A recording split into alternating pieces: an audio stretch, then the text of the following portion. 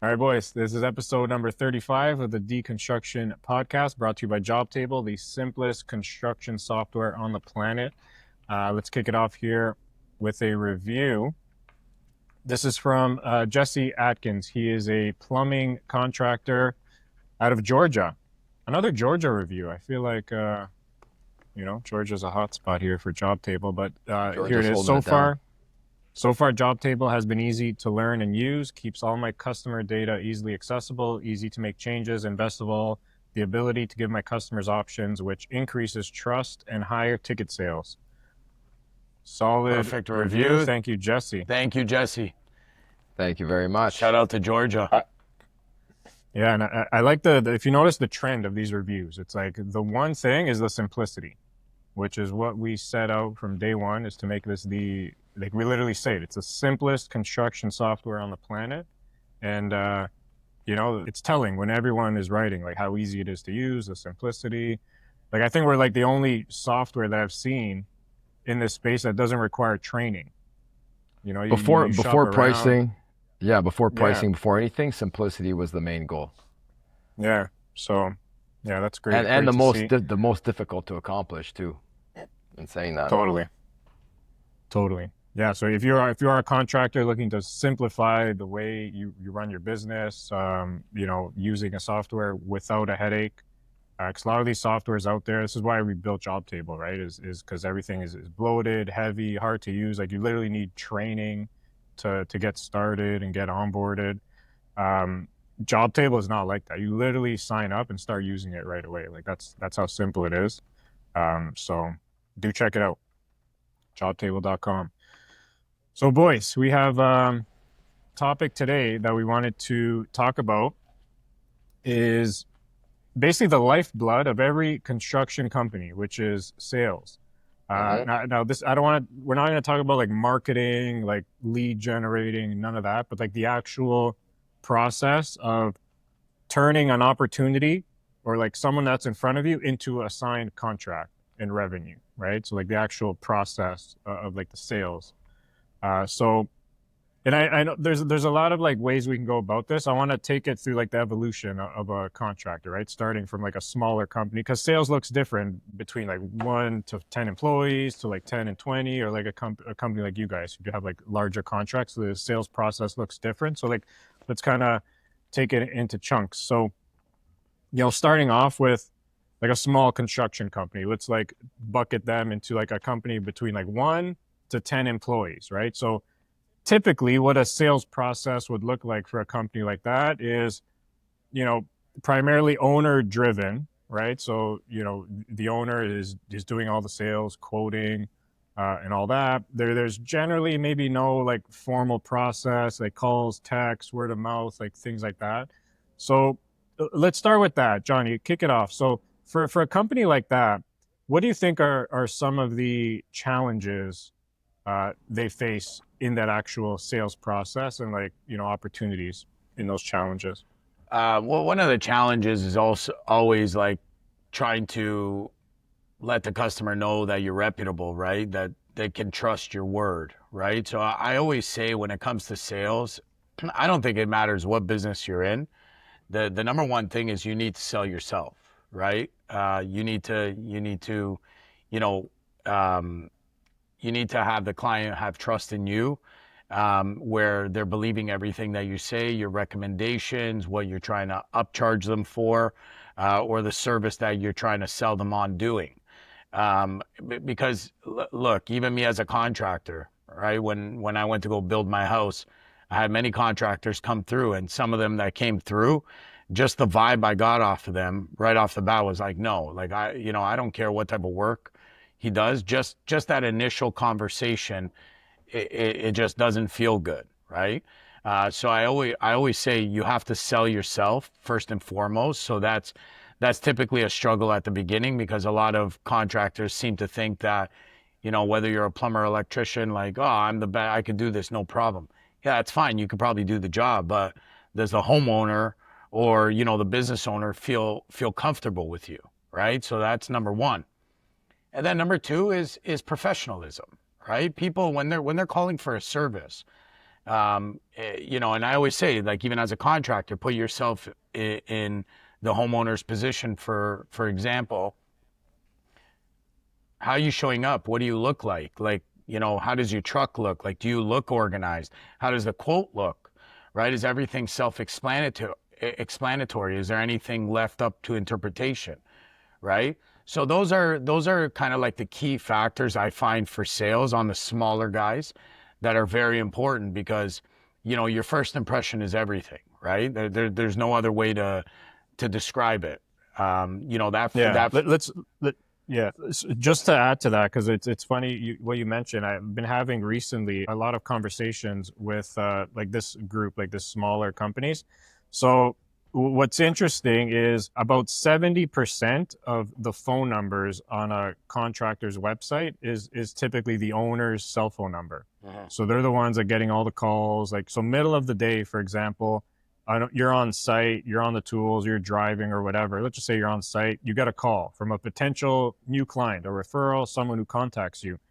So typically when that happens, a lot of these guys don't have like a good process. It's very sloppy at that first initial interaction, like you were saying, that first impression. So typically what happens is you get that call. They often have to like step away, like maybe go somewhere quiet. And like you obviously have to take down their information, right? So like when I ask them, like, what do you do in the situation like that? I never get a good answer. It's usually like, oh, I have a notebook, or like I write down their information, or I ask them to text me their details.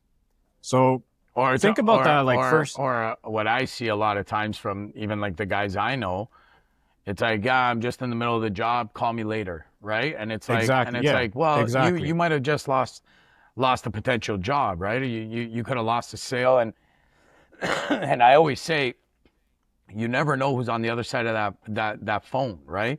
You never know what doors can open up, right? So you know, I know where you're getting to, Costa, and that's where having processes and procedures, even if you just opened your company, is the most important, because that is showing your client, okay, you know, you might be working at one person's house, you get a call for somebody else that, you know, might need your service. And it's like, yeah, how is that customer intake form?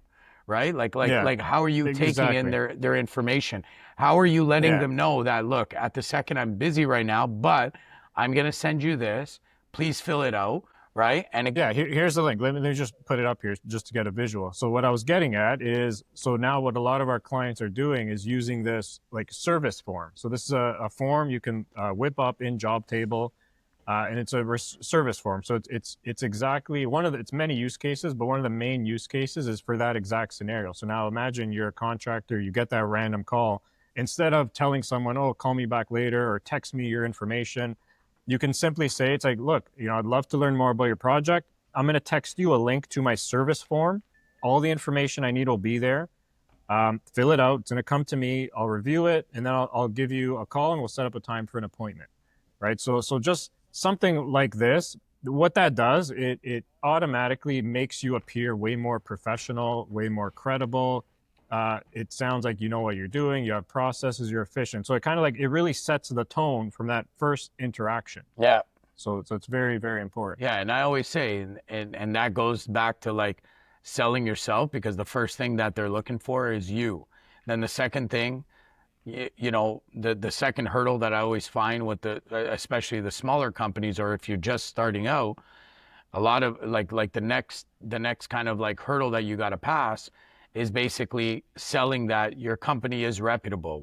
You know, whatever project that they're asking you to quote, right, or whatever service they're asking you to perform, that you've done it before, you've done it many times. And again, this comes back to these first impressions, these first interactions with the client, right? And I'm pretty sure, you know, everybody listening, and even us inside here, there's certain people that when something happens, whether it's plumbing, whether it's electrical, whether it's roofing, whether it's drywall, there's somebody that always comes top of mind. And why do they come top of mind? Because you know that they're, you know, punctual, you know that they have processes, you know they're not going to leave somebody hanging. Like, you know, I have 10 HVAC guys that I know that have companies, you know, hypothetically. But every time I'm asked for a referral, there's only like 2 guys that really stand out that I ever refer. Why? Because every time I give the number, I know that they're going to call them back. I know that they're going to treat them with respect. I know that they're professional. I know that when they give them a quote, they're not gouging them. You know, they're charging them fair, but also too, they're straightforward. Their quotes, very legible, like everything, right? Like this is like we've talked about it on past episodes. This is all a process, right? And these are initial interactions. If you don't have that process down packed, right, it just gives the person on the other side a visual of what they could potentially be dealing with.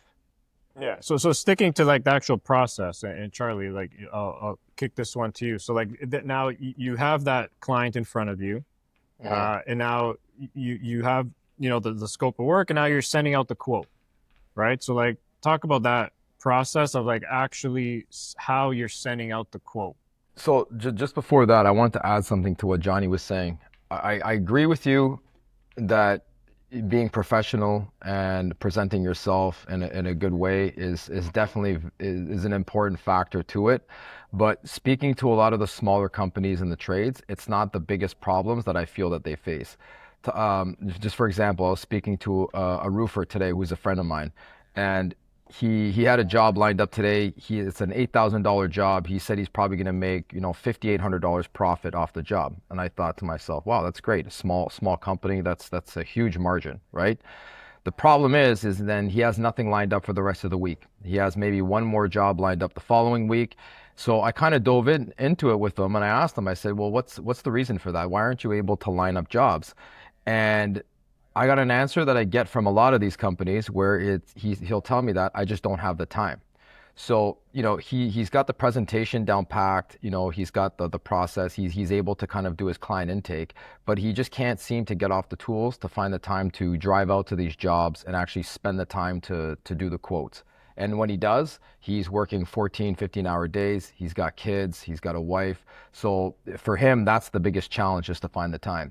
So I didn't want to gloss over that, because I think that people need to realize that there's a big difference when you decide to become an owner and you're no longer an employee. You have to understand the difference between you and them. An employee will trade their time for money, as where you're trading your money for time, for people's time. So with that in mind, you have to understand that you have to get yourself to a position that you not being on the site cannot be detrimental to the job. Yeah, obviously you're going to have to spend time there, especially when you're a new company, but you have to make good hires that you can trust, that you can train, so that it will free up your time to go and continue to get work. Because it's great, yeah. If you dress the part, you know what you're talking about, your trade. But if the phone's not ringing or you can't even make it out to see these jobs, it's all irrelevant, right? So I mean, they all play important factors, but I just wanted to add that in because I thought that was just a very important key factor to that, because it's something that me and Johnny personally went through in the early stages of our company. And luckily enough, we had 2 very different sets of skills where we were able, and there's 2 of us, so we're able to split up and kind of divide and conquer into different areas of the business. But most people don't have that luxury. So my best advice to them is to trust others. You have to hire, you have to train, and then you have to be able to step away from the tools. Yeah, right? That's a great point. And speaking on time, right? So back to like this smaller company where like the owner's doing the call, like the typical workflow is like the client calls, the owner takes the call, visits the site, sends a quote, and like just kind of waits for a reply. And like that's kind of the next point is a lot of these guys don't have time. So they're sending out the quote and now they're doing 100 different things. They don't have time to like follow up or like, call that person back, see if they have any questions. They're just literally waiting for a reply. And that's where I see a lot of these contractors are leaving so much money on the table of just lost jobs simply because they're not following up. Well, pre-software, I'll tell you how me and Johnny were doing things. Essentially, we would get a phone call. We would drop everything we were doing. One of us would have to leave site. We would go to the house. I mean, we're essentially jotting everything down on a piece of paper. Right? Okay, I'm going to need this much pipe. It's going to take this much time. We go back to the office. We would go back to the job site, finish the job that we're on. At the end of the day, go to the office and kind of pull out all the papers that we have for the multiple jobs that we looked at during the day. and start typing up quotes, right? Going back and forth. Hoping that we have every piece of paper still. Yeah, right. Yeah, and it's not covered in grease or whatever it got covered in. But the point is everything was kind of done hand on paper, very prehistoric, old school type of way. Now you fast forward to today, obviously it's a little different. We have an estimator, we do a lot of bid and tenders, but assuming that I get called by somebody that we've been doing work for a long time, it's something that they want me to look at, nobody else. I step on the site. What I'll actually do is I'll pull out my software. We use Jobtable, and I will actually start creating a quote. And so rather than writing it down, I'll actually start building the quotation. Doesn't mean it'll be the final product. I may need to get some pricing finalized later on, but at least I can actually just start inputting it into the quotation as if I'm just kind of doing it in my notes on the Apple phone. Same thing, except you're doing it right in Jobtable. And what it'll do is actually create a PDF like on the spot while you're typing it out. And why that's crucial is now when I have my pricing finalized, I just put in the numbers, and I can send it right off to the customer. And then to your point, the automatic follow-ups. Me and Johnny, when you're swamped and you're in a trench or digging or you're on a roof, you'll send a quote and you kind of cross your fingers and hope for the best, and you're not following up, right? You've probably within 3 days, you've already forgotten about it. So you're really relying on that customer to take the initiative to call you back. But most likely they've gotten a quote from you and maybe 2 or 3 other companies that have followed up, right? And if you're all within 5% of each other, most likely the person that's going to follow up and be the most punctual and they win the job. Professional will win the job. So 100%. the software kind of takes that off of your shoulders. Not only will build the quote, send it out for you, we'll store it, and then we'll follow up automatically with your customers. Yeah, right? And that's the key part of this process. A lot of our clients are literally winning jobs because of those follow-ups. That is so impactful and so effective because we have it's all automated. You don't have to even touch it. It just sends a very casual, courteous follow-up, just re-engage that client, and that works a lot. That helps a lot of our clients win more jobs that they otherwise probably would have lost. Because to your point, the person getting the quote, they're getting multiple quotes. They're going with that person who's just treating it like a sales process. And back to Johnny's point, it's building the rapport with the customer and gaining their trust, right? It's like you may be the best electrician in the world, but that's you that's saying that. You're making that statement. You have to make that other person believe that you're the best and most professional electrician in the world. So now we have little tools that will let you know when a customer opens up the quote. And why is this relevant? And why is this such a crucial moment? Because you can now call them within a 10-15 minute window, knowing that your quotation is fresh in their mind.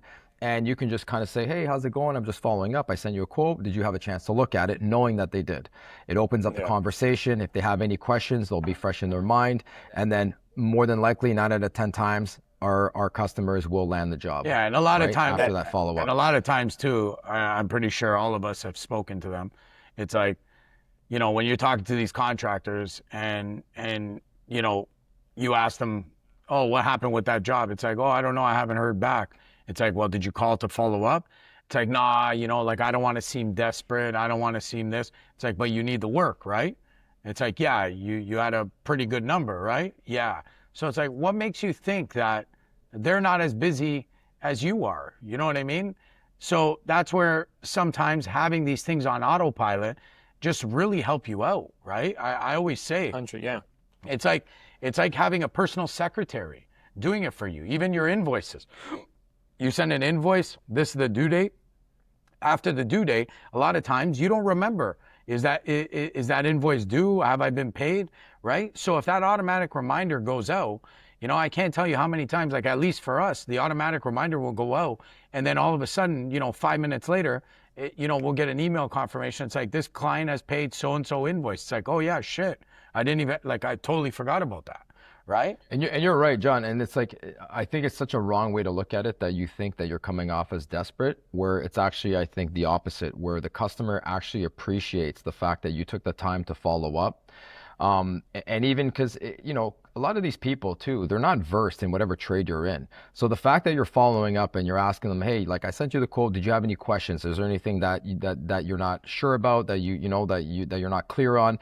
And if anything, they'll appreciate the fact that you're taking that time. Yeah, and they make it. You're following up. You make them in a way. You make them feel like important, right? Where it's like, look, I came to quote this job for you a couple of days ago. Just following up, did you have any questions? I'd love to do the project for you guys.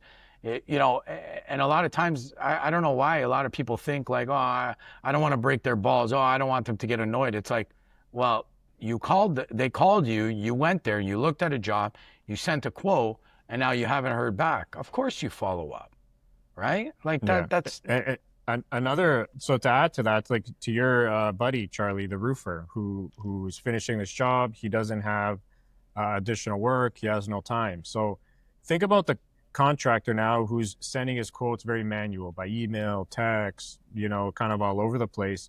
There's no way, like he doesn't have a good way or system to like see even the quotes that he sent out. So now imagine using a Jobtable now where you can now go into your quotation section and now forget the ones you just sent out. Go back to the quotes that you can just filter. Okay, I want to see the quotes I sent out 2 months ago. And like now you like literally follow up with all the people you sent out quotes to in the past. Because like maybe they weren't ready, maybe the timing wasn't right. But like you have like a very hot lead list like right in your system that you can just see all the quotes that you sent that haven't been approved yet. Yeah. So there's no hotter leads than those. Look, just to touch base on what you were saying there, Costa, I'll give you a prime example of something that happened today. So we have this client. We've only worked for them once. We created a really good relationship, but obviously, due to the economy, and again, remember, we're talking on big commercial industrial jobs, right? So we haven't worked for them since late last year. There was a job that came out that we sent a quote in for, and then it sent an automatic follow-up, email to them, right? Like, hey, just touching base, the Jobtable automatic emails. Well, from that, I got a phone call from the owner, and the owner called me today, like earlier this morning, and it's like, hey, I haven't talked to you in a while. How has things been? Yada, yada, yada. And we're just shooting the shit. And basically, from that automatic email, just kind of like, it kind of like, just like it plants a bug. You know what I mean? I didn't even know that it did it. Right? Again, because it's on autopilot. The guy ended up calling me. We kind of like, just shot the shit. We haven't talked in like 6 months. And because of that, now, he starts talking to me about the project and basically saying like, maybe get ready for next week. Right? So if I didn't have that, like why I'm trying to say this story, because if that automatic email didn't go out, would he have called me? Even though I sent the quote in a week ago, right? Would he have called me just to catch up, right? Or would it have been like, all the other bids that went through, right? It might that email must have caught him at the right time. And again, it's just a follow-up, right? These guys are very busy as well, right? And it was just like at the right time, saw my name, saw the company. It's like, shit, I got to call this guy. I haven't talked to him in a while, right? And then out of that, it's kind of like, yeah, you know what? I think we're going to start this project next week, right? So, again, people take it. Effective. Yeah, people take it as breaking balls, or I don't want to bother them. Oh, if they need me, they'll call me. No, man. Sometimes people, they just need a reminder, right? And this is just a simple way, like to Charlie, back to your buddy. And I hope he listens to this. But like so imagine now coming into Jobtable here and like just going into your quotes and okay, I want to see all my quotes I sent out in let's say Q2 of this year. Right? These are all my pending quotes. Like I would literally just go in here and just follow up with these people. It's like, hey, sent out a quote, just wanted to check in, see if you had any questions, and I guarantee you, like you will catch someone at the right time who, when you sent out this quote, it just, the timing wasn't right, but now it is. But you have to be a little bit proactive to start building your pipeline again. But like when you use something like Jobtable, it's effortless. Like you literally click, filter, pending, start calling people. Like there's nothing to it. But if you're all scattered and you're sending your quotes all like paper or text or whatever, it's impossible to do that. Yeah. So again, just leaving a lot of money on the table. What That's about a big opportunity? Here, I'll give you another perfect example on what you just showed there on the screen, Costa. Why it's so important, even if you're a small company, to be using something like this. Because how many times, for all the listeners listening, how many times Do you get a call after a month? And it's like, hey, you send me a price for this, you're the quote says, 3,000 for this line item, right? How many times it's like, oh, I don't know, like, I'd have to go back, I'd have to check. Well, if you have these processes and procedures, while you're on the phone, you can literally pull it up, right? Yeah. And you can literally 100%. see like what you put there, the exact, you might not remember the job off your head, but I guarantee you, if you have a program on you at all times that you can literally, while you're on the phone, you can, it doesn't matter if you're on a ladder, you step down the ladder, you're in a basement, and you just go back to reference it. So at least when you're talking to the guy, like things are, you start remembering things, and you can start saying, oh yeah, this was this much because, just hypothetically, this pump is $2,000, the material's another $500. I only have $500 in labor. You know what I mean? So even at times like that, as a business owner, like getting back to what Charlie said, as a business owner, you are always on the clock. You always got to be sharp, because you never know when that opportunity is going to be knocking. Like a lot of people ask us, how did you go from what you guys were doing to what we're doing today? You want to know why? Because we didn't pass up on any opportunities. You got to always be on your toes. You know what I mean? And always being on your toes also means that, like to touch base from our last episode, you work remotely, right? For those single guys in a truck or the guys working out of their garage and they have a few employees, like you don't always need to be behind your computer. You got to have something that no matter where you are, if you get that call and you need to reference something, right? It's right there. Boom, boom, boom. You can be fast on your toes. And talk about sharpness. There's like levels to sharpness too, right? Imagine if I'm a Jobtable user, I get that random call from someone in the past. Like I'm literally going on the app, I'm searching the client, pulling up that quote immediately. And like if you're really sharp, you'd even like maybe make some adjustments, and I would like send it to them like while I'm on the phone with them, and like try and get that approved like on the spot, 100%. Instead of like, oh, like I'm gonna go back to the office, this and that, and like you forget about it. 100%. So, like again, you gotta be on your toes. Yeah, like you gotta be sharp. But when you have the tools in front of you, like it doesn't take much to do this. You just gotta kind of rewire how you function a bit, but you need that system. Yeah, even like I always say, my favorite, because the one I always get called on, personally from a lot of our clients, is like, hey, can you send me an account statement? Like, I know your office has emailed me a few times, but like, can you send me like all the overdue invoices that we have, with you guys? And it's like, oh yeah, no problem, man. Within 30 seconds, I'm just going on the app and boom, boom, boom, send. It's like, yeah, you should have it in your inbox. It's like, are you at the office? It's like, no, I'm on the road. It's like, well, like, how did you do that? Like, I literally always get that question. How did you do that? And it's like instantly, Yeah, and that's exactly. And that's the thing with the software. Like right now, we're talking about all the advantages from a sales point of view, right? Quotation, but a software can do so much more than that. It's your schedule, it's your invoicing, like you said, your reports, your financial reports, timesheets if you need them, work orders. So, I mean, the amount of time and money that can be saved, it's very substantial. But it does go back to the sales though, Charlie. It's the sales is always being sharp. You got to, as a business owner, I'm sorry, man, at least if you're operating Monday to Friday, there's really, again, as an entrepreneur, there's no downtime. You got to be sharp. You got to be on your feet, right? That client calls you, that new potential client calls you. Somebody wants you to go look at a job. If you're brushing them off, I'll call you later. You know how it is. 95% of the time, your day ran longer. You have so much shit on your head. By the end of the day, the last thing you're going to remember is to call that client. It happens all the time, right? And I always say, you never know who's on the other side of the phone. You never know what doors that client, even though they might be just asking you to come and, change a breaker, change a faucet, right? You never know. You might get there. And we've had these clients before, Charlie, where you get there and it's like, oh my God, like, you're standing there like, whoa, like, who is this person? And all of a sudden that person likes you, and it's like, you know what?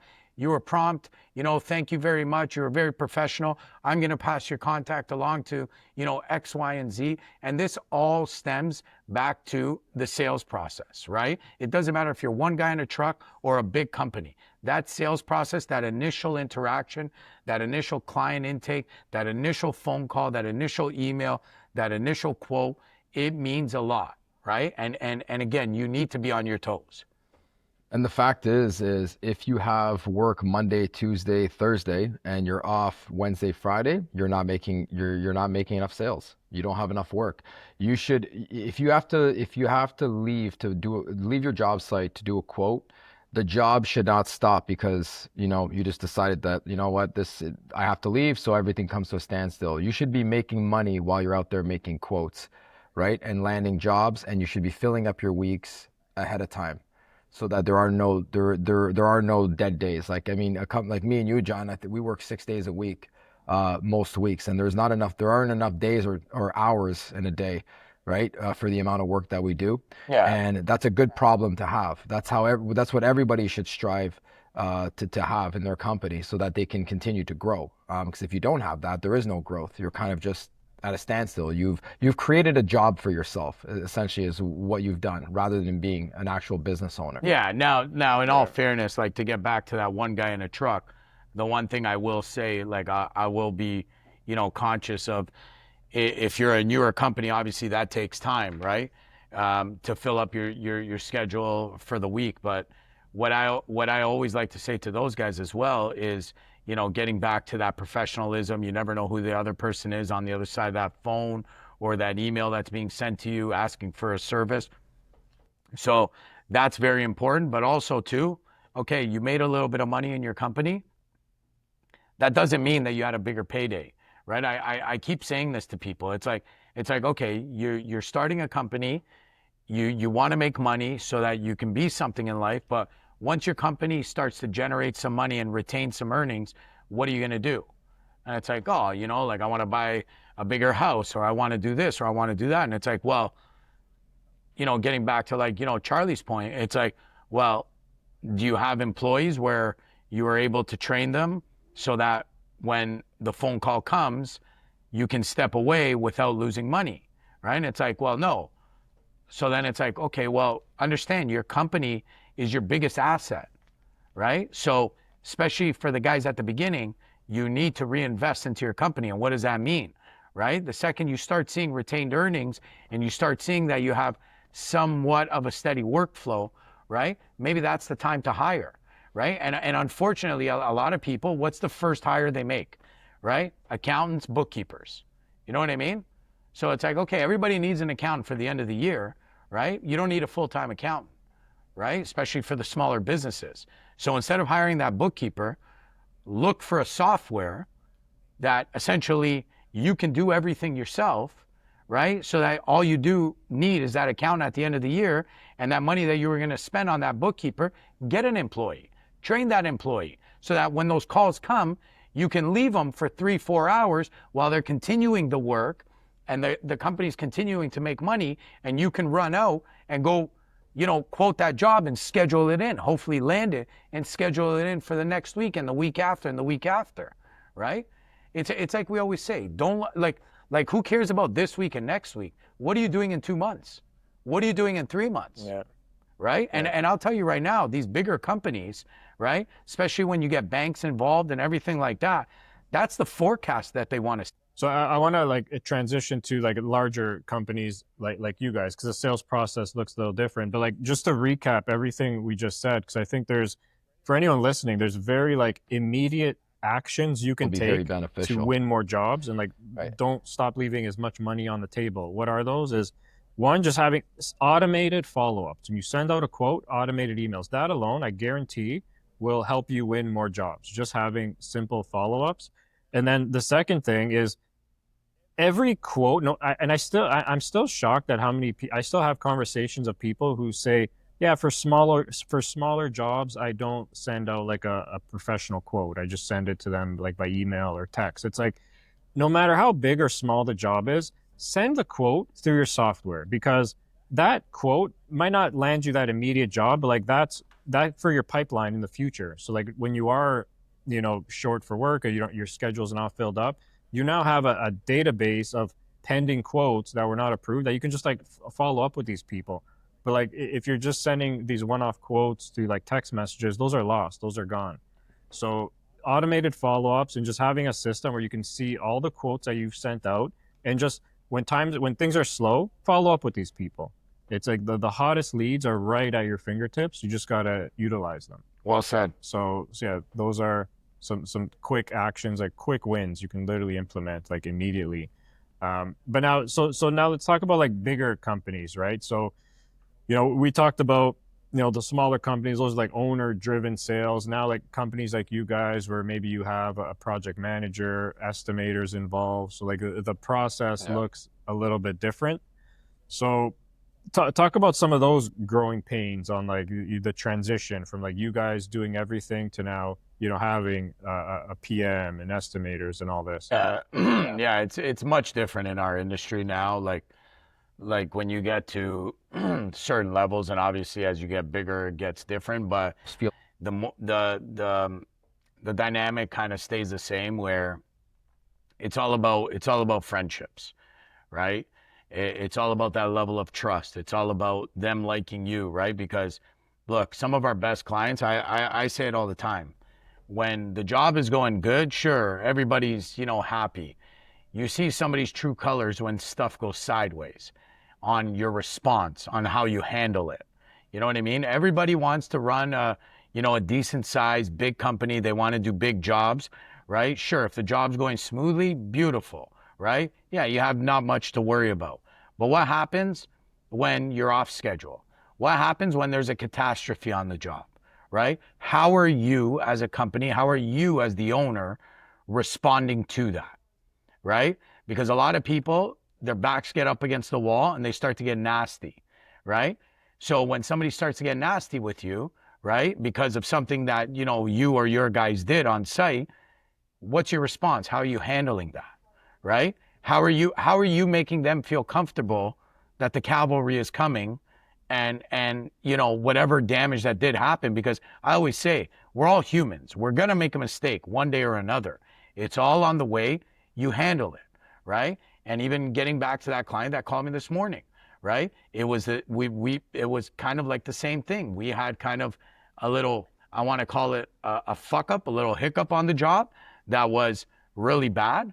But you know what? He called us, and within 12 hours, everything was rectified. Normally, to fix a problem like that would have taken 3-4 days and a lot of damage. But, I understood the importance of the job to him. I understood the importance of the job to me and my company. I understood the importance of how he's going to look in front of his client, which was a massive client, right? And it was just like, well, guess what? I don't care what's going on in the world right now. That is the number one priority for us to fix. And he even said it again today on the phone. He goes, honestly, whatever happened that day, it brought us closer together. The trust is there. You know what I mean? So when you get to certain levels, and obviously levels above us and even above that and above that, it's all on the way you respond to the bad, right? It's not on the way you're responding to the good, right? It's showing these people that you care. It's showing these people that no matter what it is, we as a company, whether it's electrical, plumbing, HVAC, no matter what it is, we are going to make it right. Yeah, 100%. Yeah. That's a great story. I hope people really listen to that, because it's, it's like what they say, right? Success leaves clues, and there's no coincidence. Like, speak to any successful business person, and that's probably one of the most common characteristics or like things you'll hear is like how important relationships are. And it's so easy for like the new companies to chase that check. Like, you see a few extra thousand, whatever. It's like it's very meaningful, but like you really have to take a step back and like really think about the future, the relationship. Like, you can't chase the check, you got to chase the relationship. Like, it's such an important message that a lot of people just don't practice that. Yeah. Unfortunately, but at the same time, that's what separates the highly successful ones, like you guys who start off 2 guys in a truck to where you are today, because you saw that early. Like you saw the importance of the relationship, and you actually, like your actions speak louder than your words, right? Like you actually practice that. Yeah, you try. Listen, for me, morally, and you know, Charlie's the same way, and Costa, I know you're the same way too. I always find that it's like, look, you everybody's out here to make money, but when you're doing it in a way where everybody's looking at you like you're a sleazeball, and every time, you know, you're turning around, you know, they're turning around, you're trying to screw them over, you're overcharging them. You know, I know some guys might be like, well, you know, it's a business. That's what, for me, it's like, no, man, like, that's why we like to work with people over and over again. We like to build this rapport. We like to build this friendship, you know, whether it's over a game of golf, whether it's over a lunch, a breakfast, a dinner, you know, like I remember one of our greatest clients, you know, still to today, we've been working with him for 15 years. I met him through a friend of a friend, you know, and this guy's much, much older than me. Like I even remember I was on vacation with my family, and you know, we even, cause he was in vacation in the same country, you know, we met up for a dinner, you know, with his wife, me and my wife. You know, I paid for dinner over there, and it just becomes this thing where you build this bond to a point that, look, man, like obviously if I blow up, right? If our company blows up and becomes this, you know, enormous company, I will never forget him.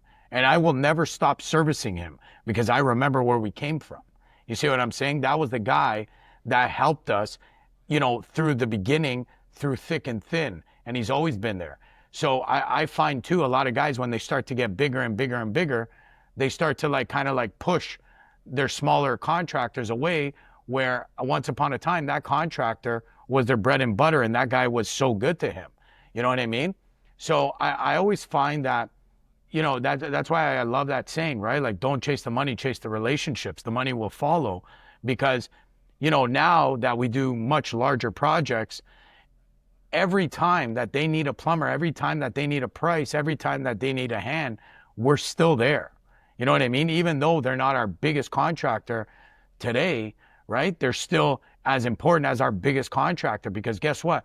That's my relationship with them, right? And again, for anybody that is listening and might not agree, you know, what about if that contractor 2 years down the line, he blows up, and all of a sudden you want to get the work that he's getting because it's much bigger, but you basically, you know, gave him the cold shoulder 5 years ago because you started growing, and it's like, you know, I don't want your shit jobs anymore. I don't want those mediocre jobs. I want the big ones, right? But now let's say that guy blows up. What are you going to do? How are you going to get your foot back in the door? How do you think that guy's going to view you when you're going to call him and be like, hey man, can I get that job? No, you never know, right? Like I always say, you never know what doors are going to open, right? And I know we've said it before. Listen, if it's a bad client, sure, you want to fire them. You know, you could fire those ones as well. Like, you know, we fired clients before too, but if somebody's good to you, and those are the people that, you know, you kind of came up and you were building and building, right? Never forget where you came from, because those guys, you never know. You know, they might need you today. They might need you for the next 2 years, but then after 2 years, you might need them. Yeah. Yeah. Well said. Oh, this is good. Just to like kind of close this out here, I think, look, no matter what size of your company, what keeps the lights on? That's sales, right? And especially when you're small, like you got to be responsive. You can't let leads and opportunities fall through the cracks.